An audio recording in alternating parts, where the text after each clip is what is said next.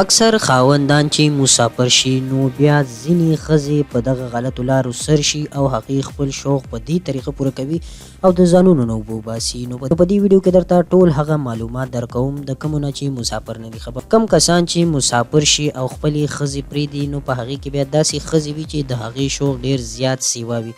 هغوی بیا غواړي چې دغه خپل شوق پوره کړي څنګه چې د نارینه‌و شوق وي او غواړي چې په هفته کې دغه کار وکړي او خپلې اوبه وباسي.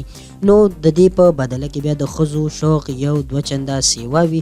هغوی غواړي چې روزانه ورسره څوک دغه کار کوي خو چې کله هم ځینې سړي مسافر شي او بیا د خپلو ښځو تپوس نه کوي نو د هغوی اکثرې ښځې بیا په غلطو لارو سر شي چې په هغې کې بیا داسې وي چې هغوی ځانونه په نورو هلکانو یا په داسې کار هم شوی دی چې یو مسافر دغه قصه شریکوله او ویل یې چې ما ښځې ته ویډیو کال کړی نو هغې ویښته لامده و او راته یې ویل چې اوس مې ستا د ترور زوی سره دغه کار وکړو او دواړو ولامبل چې په دغه ویډیو کال کې هغه خپل ترور زوی هم ښکاره کړو دغه خاوند ته. نو دغه خاوند یې ویل چې زما د خپو نه ځمکه وتښتېدله.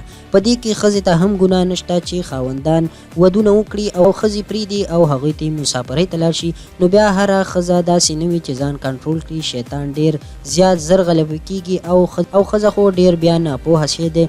نو په دغه وجه باندې ښځې بیا په غلطو لارو سر شي او ځینې بیا د خپل لاس نه کار اخلي چې هغه په ځان کې هغه ځای کې ګوتې وخي چې هغه اوبه د ځانه وباسي او خپل شوقونه پوره کوي خو په دغه هم کار نه کیږي. نو اکثره دغه ښځې په غلطو لارو سر شي چې د پښتو په معاشره کې دا ډېر یو غلط کار دی.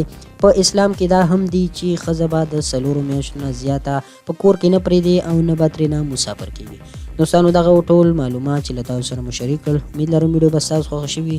د نور داسې معلوماتي ویډیوګانو لپاره زموږ چینل یار کلیک ضرور سبسکرایب کړئ.